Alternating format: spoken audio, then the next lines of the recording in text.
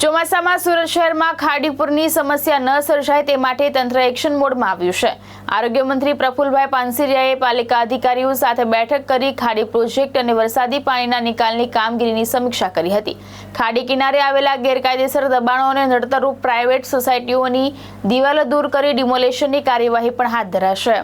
શહેરમાં આવતી ખાડી એ બારડોલી થી આવતું બધું જ ખેતરનું વગેરેનું પાણી છે અને જે શહેરના ખાડી વિસ્તારમાં થઈને તાપી નદીની અંદર ભળી જતું હોય છે, પરંતુ આગળ અમારી ખાડી વિવેકાનંદ સોસાયટીથી લઈને આખો જે ખાડી પ્રોજેક્ટ છે 200 કરોડ ઉપરનો એ કામગીરી શરૂ છે અને જેટલું દબાણ છે, મકાનોના દબાણ છે વગેરે ડિમોલેશન કરીને ખાડીનું બાંધકામ લક્ષ્મણનગર સુધી આ વર્ષે પૂર્ણ થાય અથવા તો થોડું બાકી છે એ ચોમાસા પછી વર્ક કરશું। એટલે આટલા મોટા પ્રોજેક્ટો, દબાણ હટાવવા, મકાનો હટાવવા, પ્રાઇવેટ સોસાયટીની દિવાલો ખાડીની અંદર બનાવી એ હટાવવાનું આ બધી જ કામગીરી શરૂ છે। હોટલ લેવલ કરીને સુરત મહાનગરપાલિકામાં ક્યાં ક્યાં વધુ પાણી ભરાય છે એ ટેકનોલોજી આધારિત સાથે મળીને એમની કાલે મિટિંગ મારા ઓફિસ પર તમામ અધિકારીઓ સાથે પૂર્ણ કરવામાં આવી છે।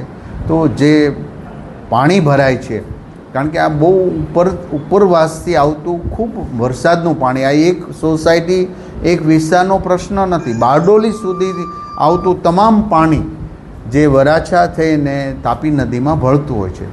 તો ઘણીવાર સુરતની અંદર વરસાદ ઓછો હોય તો પણ આ બારડોલી અથવા તો કામરેજ ઉપર ખૂબ વરસાદ પડ્યો હોય તો પણ પૂર જેવી સ્થિતિ થતી હોય। આટલા ગામોના પાણી એક નહેરમાં આવતા હોય ત્યારે વધુ વરસાદ 5-10 ઇંચ વરસાદ પડ્યો હોય ત્યારે ખૂબ જથ્થામાં પાણી આવતું હોય, જેને કઈ રીતે પ્લાનિંગ કરવો એ આગળનું આયોજન થઈ રહ્યું, પણ સુરત શહેરના આંતરિક રસ્તાઓ વગેરે છે એ પાણી ન ભરાય એના માટે પ્લાનિંગ કર્યું હતું। ભાવેશ ઉપાધ્યાય, દ્રષ્ટિકોણ ન્યૂઝ, સુરત।